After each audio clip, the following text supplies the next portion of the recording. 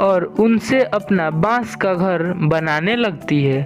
कुछ दिनों के में यह कहानी है एक घनी जंगल की, जहाँ के सारे पक्षी अपने अपने मजबूत घरों में रहा करते थे। उसी जंगल में एक गरीब टूनी चिड़िया पेड़ की डाली पर रहा करती थी। उसका ना तो कोई घर था और ना ही कोई परिवार था। वो बिल्कुल अकेली थी।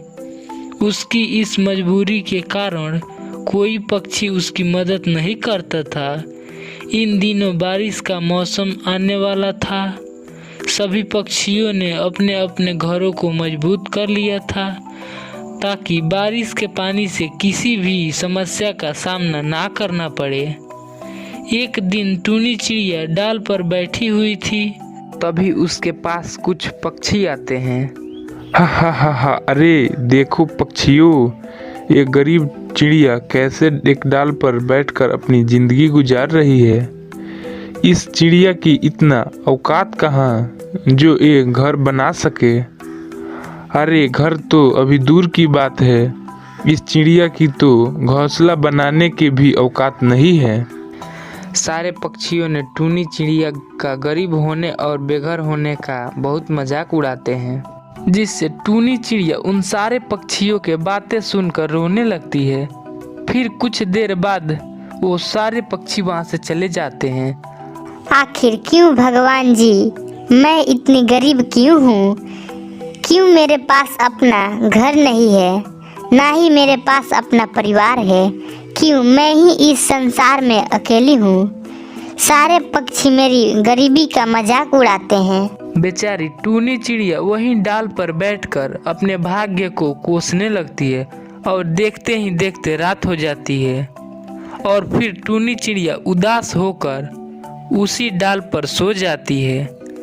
तभी बहुत तेज आवाज के साथ बारिश आ जाती है और जंगल के सारी डालियां टूट जाती है।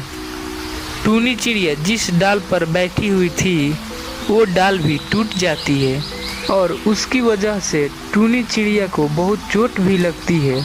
और फिर सुबह हो जाती है।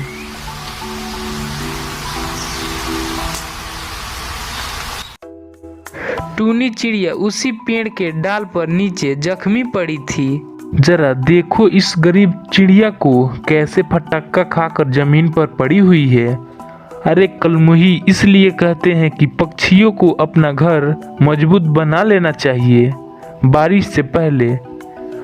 अरे मेरे पैर में चोट लगी है, कोई मेरी मदद करो, मुझे बहुत दर्द हो रहा है। अरे चल भाग, तुझे छूकर हमारे हाथ भी गंदे हो जाएंगे।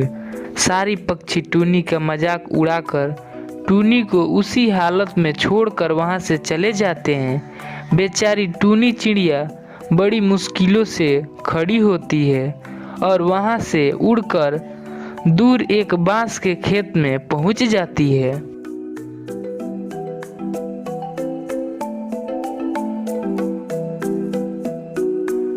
सारे पक्षियों ने ठीक ही कहा था, मुझे एक पक्का घर बना लेनी चाहिए, वरना बारिश में तो मेरी हालत खराब हो जाएगी।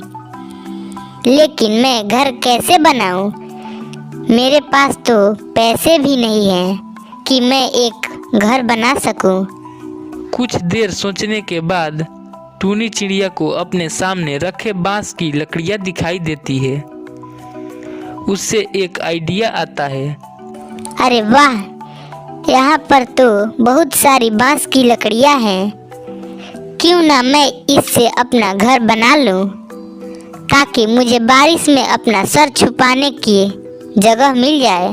टूनी चिड़िया वहां पर पड़ी बांस की लकड़ियां को एक जगह पर ले जाकर इकट्ठा करती है और उनसे अपना बांस का घर बनाने लगती है। कुछ दिनों के मेहनत के बाद टूनी चिड़िया अपना एक बहुत सुंदर सा बांस का घर बना लेती है और उसमें आराम से रहने लगती है। थोड़े दिन बाद जंगल में बहुत तेज तूफान आता है, जिससे जंगल के सभी पक्षियों के मजबूत घर भी नहीं झेल पाए और सबके घर टूटकर नीचे गिर गए। सभी पक्षी बहुत परेशान हो जाते हैं।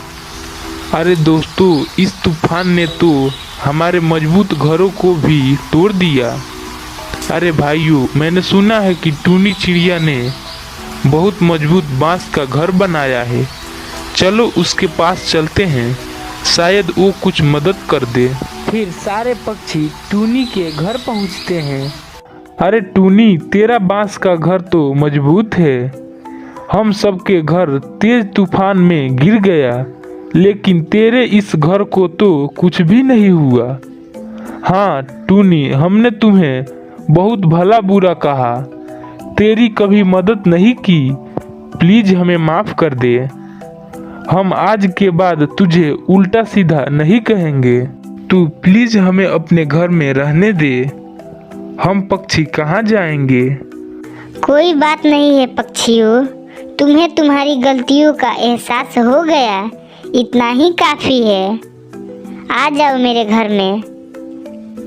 फिर टूनी सभी पक्षियों को अपने घर में बुला लेती है और वो सब खुशी खुशी टूनी के साथ रहने लगते हैं। अगर आपको वीडियो अच्छी लगी हो तो एक प्यारा सा कमेंट और एक लाइक ज़रूर करें।